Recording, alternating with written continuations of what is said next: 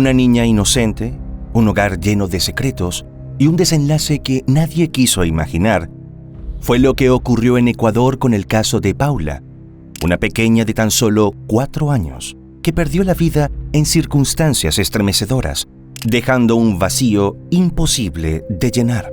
Y es que en medio de todas las controversias que se generaron a raíz de los hechos, todos se preguntaban cómo es que su madre, en lugar de protegerla, permitió que el peligro la acechara tan de cerca, exponiendo así una tragedia, negligencia y silencio que culminó en un acto atroz.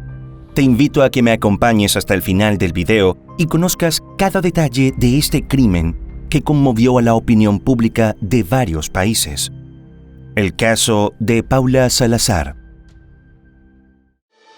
¿Cuál es el límite de la maldad humana que lleva a los humanos a cometer los más atroces actos contra su propia especie? ¿Qué pasa en el cerebro de las mentes más malignas? Todas estas interrogantes nos han quitado el sueño por años. Y ahora, analizando y llevando a tu pantalla los más impactantes casos de la historia, queremos encontrar las respuestas.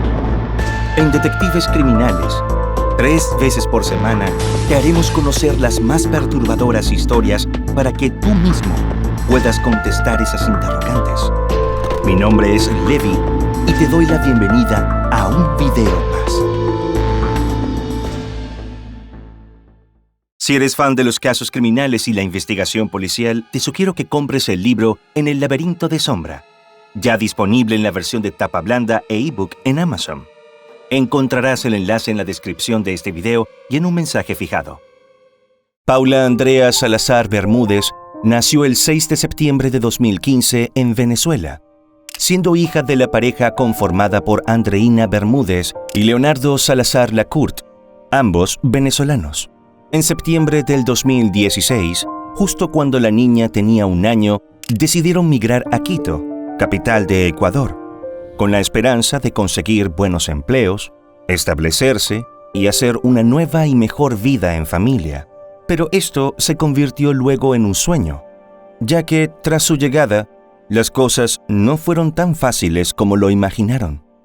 Debido a que Leonardo tenía una discapacidad en su brazo izquierdo, producto de un accidente en moto, lo que le dificultó mucho poder conseguir empleo.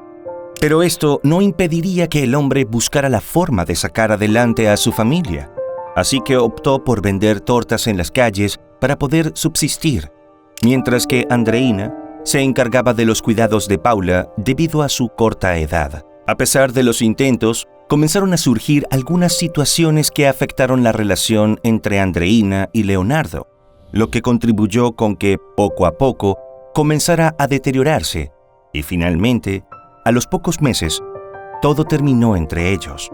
A raíz de esto, la mujer decidió de forma unilateral mudarse con Paula a otra ciudad, donde vivía una de sus buenas amigas, quien le ofreció recibirlas en su casa con mucho agrado y brindarles así un hogar, mientras Andreina lograba conseguir un empleo y estabilizarse. Leonardo, por su parte, aceptó la decisión de la madre de su hija, y aunque le costó mucho trabajo separarse de la pequeña, confió en que la mujer cuidaría de ella y viviría en un ambiente tranquilo y feliz, en tanto él se regresó a Venezuela y posteriormente emigró a Trinidad y Tobago, donde se instaló y rehizo su vida junto a una nueva pareja. En este punto, Andreina comenzó a cortar la comunicación con él, lo que empeoró cuando por fin consiguió empleo en una hacienda, donde al poco tiempo conoció a Washington Andrés Aymara, a quien llamaremos por su segundo nombre de aquí en adelante. Este chico era ecuatoriano y pertenecía a una familia influyente de muy buena posición social y económica. De hecho, sus padres eran los dueños de la hacienda donde trabajaba Andreina. Entonces, todo pasó muy rápido entre ellos. Parecía haber sido amor a primera vista, ya que en muy poco tiempo comenzaron un noviazgo.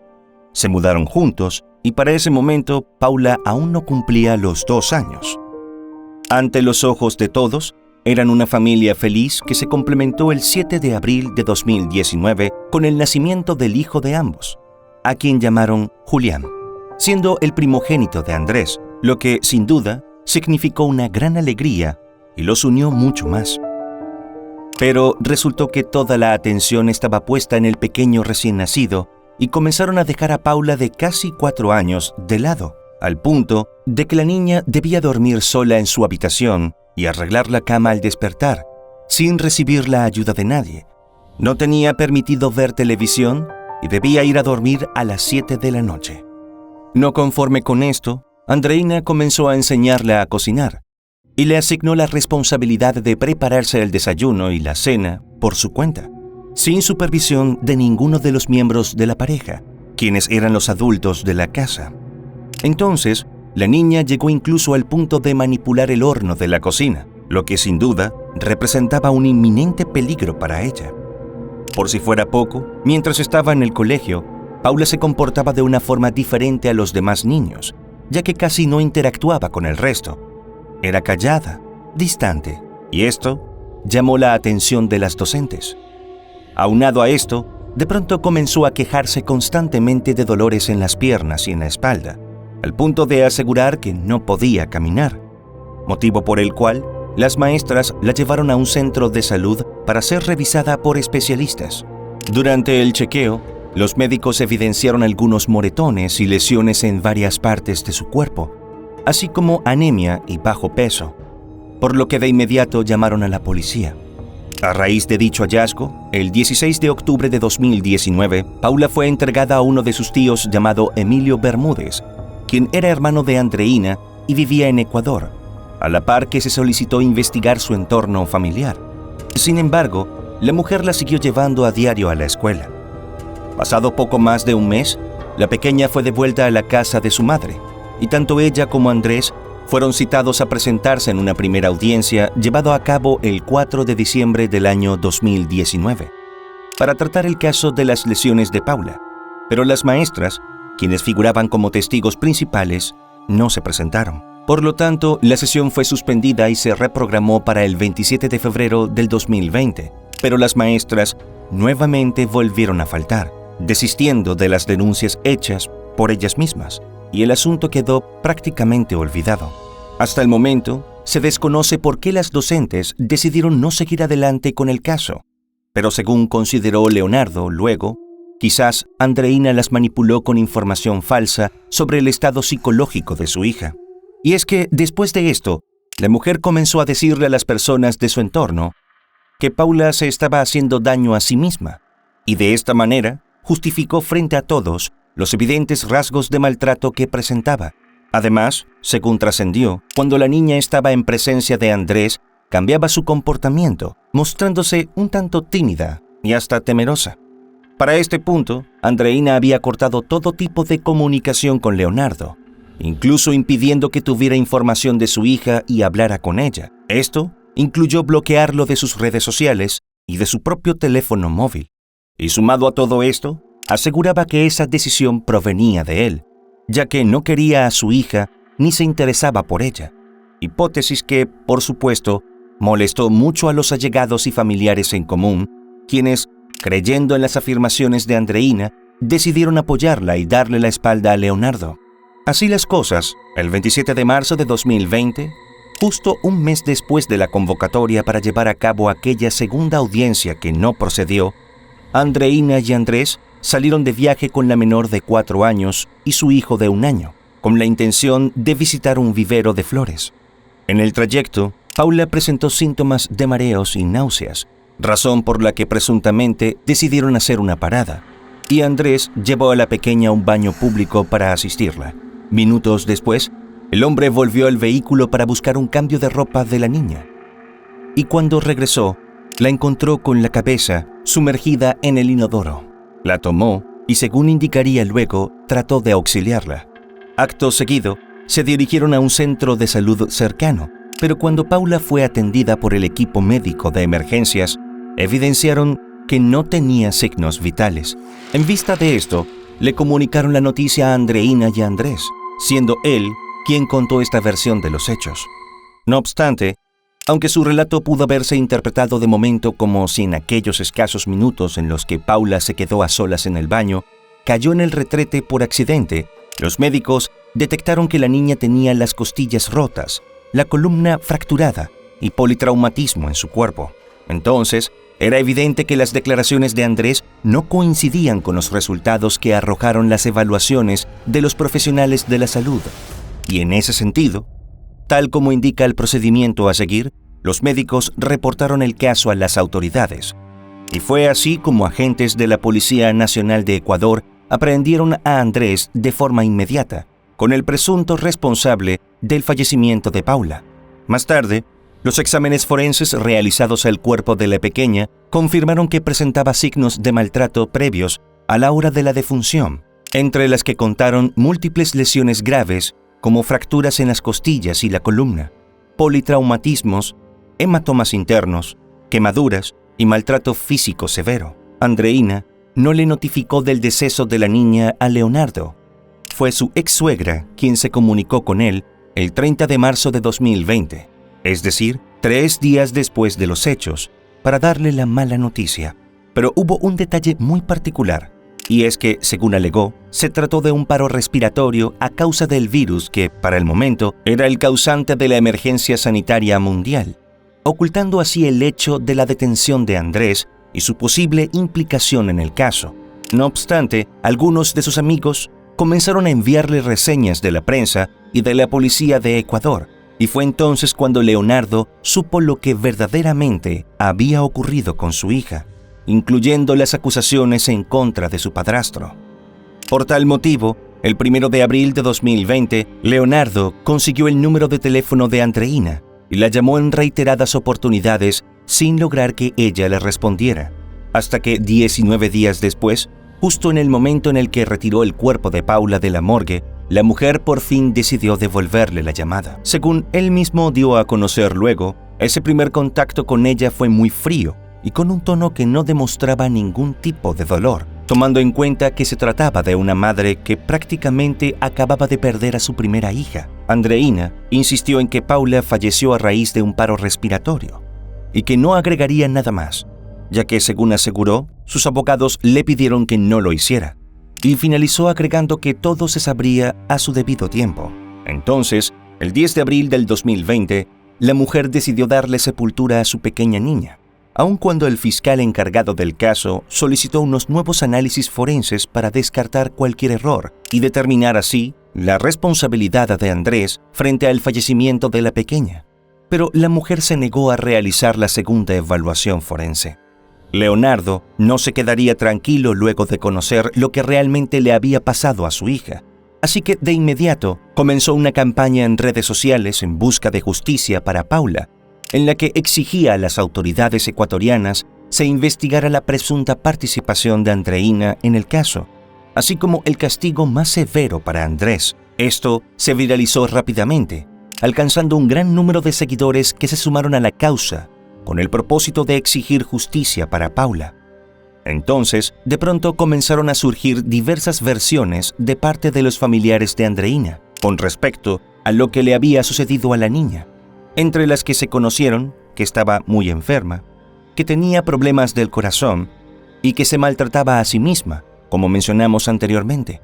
Pero amigos en común de la pareja se dedicaron a enviarle fotografías a Leonardo en las que presuntamente se podía evidenciar a la pequeña muy descuidada, mientras Andreina presumía lo bien que la estaba educando. A la par, aseguraron que Andrés maltrataba a Paula y su madre estaba en pleno conocimiento de ella, pero no hacía nada, ya que, debido a la condición económica de él, Andreina gozaba de lujos y lo que consideraba una buena vida. Por este motivo, Leonardo estaba convencido de que la mujer evidentemente era cómplice de lo que le ocurrió a su hija, y no descansaría hasta demostrarlo, pero para ello debía volver a Ecuador. Entretanto, el día 12 de junio del año 2020 se realizó la audiencia para que un juez determinara si Andrés debía continuar en prisión preventiva, debido a que presentó un recurso para revocarla. Sin embargo, él mismo declaró que habría decidido no continuar con dicha solicitud. Para entonces, Andreina no estaba siendo investigada, ya que no la habían relacionado con el crimen. Pero eso cambiaría muy pronto, motivado a que Leonardo pudo regularizar su estatus migratorio gracias a la ayuda de 2 abogados y a una organización que ayuda a venezolanos en Ecuador. En consecuencia, y a pesar de la emergencia sanitaria mundial, luego de una larga travesía desde Trinidad y Tobago, el 30 de junio del 2020, el hombre finalmente llegó a Ecuador. Estando allí, se dispuso a hacer frente a las autoridades, denunciando de inmediato a Andreina para que fuera vinculada al proceso de investigación por el deceso de su hija Paula, la cual procedió.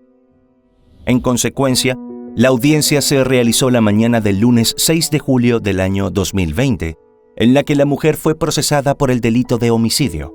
Sin embargo, en contraste con el caso de Andrés, en la sala se determinó que Andreina no estaría en prisión preventiva, pero sí tenía prohibido salir del país, y debía cumplir un régimen de presentaciones de 2 veces por semana a partir de ese momento. Leonardo no estuvo de acuerdo con esta decisión, ya que temía que la mujer se diera a la fuga, considerando que sus únicas salidas solo podrían ser huir o quitarse la vida. Pero, según él, no tenía las agallas para esto último. El proceso debía seguir adelante, pero entre la emergencia sanitaria mundial y algunos retrasos provocados por los abogados de ambos acusados, en noviembre del 2020, el juez a cargo confirmó que se llevaría a cabo un juicio oral, y en diciembre estableció la fecha del mismo. Así fue como el 14 de enero del año 2021 se pudo iniciar con el litigio por el crimen de Paula, durante el cual la forense encargada de realizar los exámenes explicó con mayor precisión y detalles todas las lesiones que encontró al examinar su cuerpo. Para Andreina, solo se trataba de corregir a la niña para evitar un mal comportamiento que pudiera repercutir de forma negativa en su relación con Andrés, mientras que él optó por apegarse a su derecho de guardar silencio. El juicio finalizó el miércoles 3 de febrero del 2021. Tras presentar las pruebas correspondientes, tanto Andrés como Andreina fueron sentenciados a 17 años y 4 meses de cárcel, a pesar de que la pena máxima en Ecuador por homicidio es de 13 años. Pero la juez tomó en cuenta que Paula era una niña y no podía defenderse de sus agresores. No obstante, la condena fue apelada por los sentenciados y Andreina continuó su proceso judicial en libertad, debido a que, de acuerdo a las leyes ecuatorianas, dicho dictamen debía estar firmemente ratificado para poder ingresar a un acusado a prisión, mientras que Andrés sí continuó recluido tal y como lo estuvo desde el día 27 de marzo del 2020. Llegado el 24 de junio del 2021, se ratificó la sentencia, pero aún seguía pendiente una audiencia de casación, y en medio de todo esto, Leonardo continuaba en su lucha incansable para que Andreina fuera puesta tras las rejas y finalmente se hiciera justicia por la muerte de su hija. Según declaraciones del hombre, se reportó que la mujer podría estar prófuga de la justicia, ya que aseguró que dejó de cumplir con su régimen de presentación ante las autoridades en diciembre de 2021, y se sospecha que incluso pudo haber salido de Ecuador. El caso de Paula Andrea Salazar no solo representa una tragedia desgarradora, sino que también nos invita a reflexionar sobre los pilares fundamentales de la protección infantil y los deberes de quienes tienen el poder de cuidarlos. Paula, una niña llena de posibilidades, fue arrebatada de un mundo que nunca llegó a conocer por completo. Pero su memoria sigue viva a través de la lucha por la justicia y la visibilización de este crimen. Y bueno, hasta aquí un caso más. No te olvides antes de irte de dejar tu me gusta y suscribirte si este contenido te ha parecido interesante. Hasta otro episodio más de Detectives Criminales.